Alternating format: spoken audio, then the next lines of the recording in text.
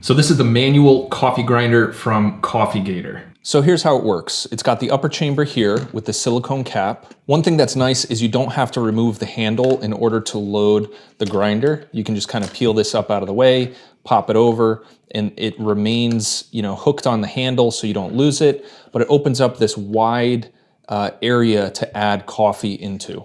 So it's really easy to load the coffee right in the top. You don't even need to use a scooper. I usually just grab the coffee directly and pop it right in the top. So once the coffee's in there, you pop this on top, and then you just turn clockwise to start grinding.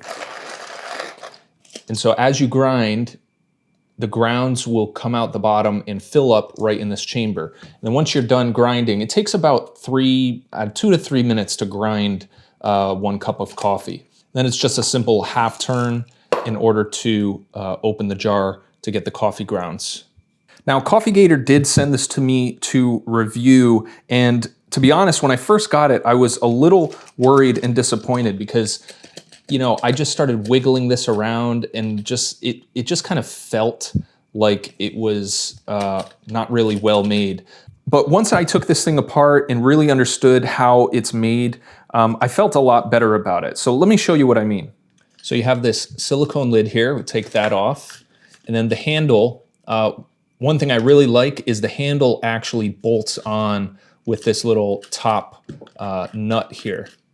So compared to some other manual coffee grinders I've used, you're cranking the handle and the handle always falls off. With this, that doesn't happen. However, I've noticed that this does loosen pretty easily over time, and that's partly because the stud that it threads onto is slotted in order for this top washer piece to prevent it from rotating on the shaft. And so the threads do not go all the way around this shaft, and that does cause this nut to loosen as you're using it. So that's one thing you have to pay attention to, is to make sure you tighten that up. So once we have the handle off, you can see this mechanism here. And what this does is it keeps the adjustment nut from spinning. It keeps it aligned with the shaft with these 2 legs here. So when these legs go on the shaft, they connect or lock into those 2 teeth on each side of this adjustment nut in order to keep everything synchronized. So it looks a little funky, but this is part of the reason why it kind of isn't a super solid feeling when you're grabbing the handle. And so if we look at the bottom here, where you can see the ceramic grinding mechanism, the way you adjust the grind coarseness is by adjusting this nut right here. And what that does is it lowers this ceramic disc assembly in order to make it a more coarse grind. So all you do is, you'll notice the shaft isn't spinning, but if I loosen this, let's really exaggerate it. If I bring this all the way up to the top, now the shaft can drop down like that, and it opens up the ceramic grinder quite a bit. Now, obviously, this is like way too big, but you can see how you have an infinite adjustment in order to adjust the grind. Now, this brings me to the next big problem I have with this grinder, at least initially. So as you can see here, this thing flops around like crazy. So let's say, that's a little exaggerated, but let's say you have it set to something like this, which is pretty coarse. Let me put it back together.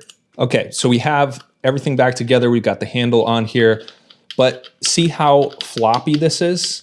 So you're using the crank and this thing is just extremely floppy. So initially when I saw this, I seriously thought it was broken. I thought it was missing, like some sort of collar down low to like keep it from bumping into each side of the the ceramic shaft.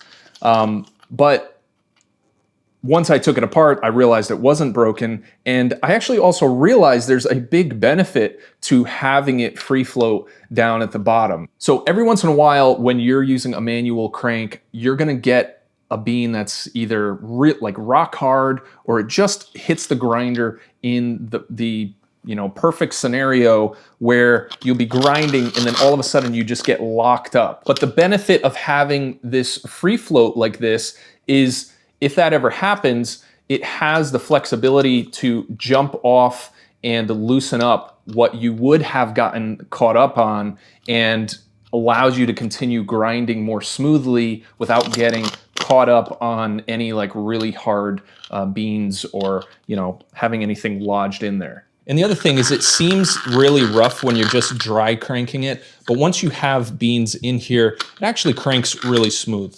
The other thing I really like about this is the wide base. It's much more stable on a tabletop. It's not going to knock over by itself.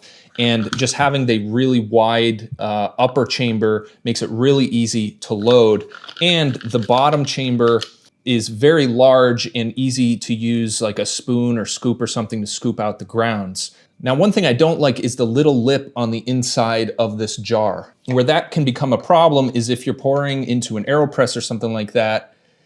It makes it a little bit tricky. See how the grounds are getting kind of hung up on that lip right there? So you kind of have to do like this twist turn thing like this, and in order to get it out. And I didn't quite do that perfect, and I spilled a little bit there. So I wish the lip of the glass jar was not as, I wish there wasn't a lip there. I wish it was just kind of smooth, straight up to the threaded part. And I do like the size of this. The circumference of it gives you a good surface area to grip, so it actually doesn't take as much grip strength to prevent this from turning as you're cranking it. So overall, despite those few little quirks there, this is a nice little grinder to have. It's a good value. It's not going to be the same quality as a high-end grinder, but for what it does, I think this is a great choice for your manual grinding.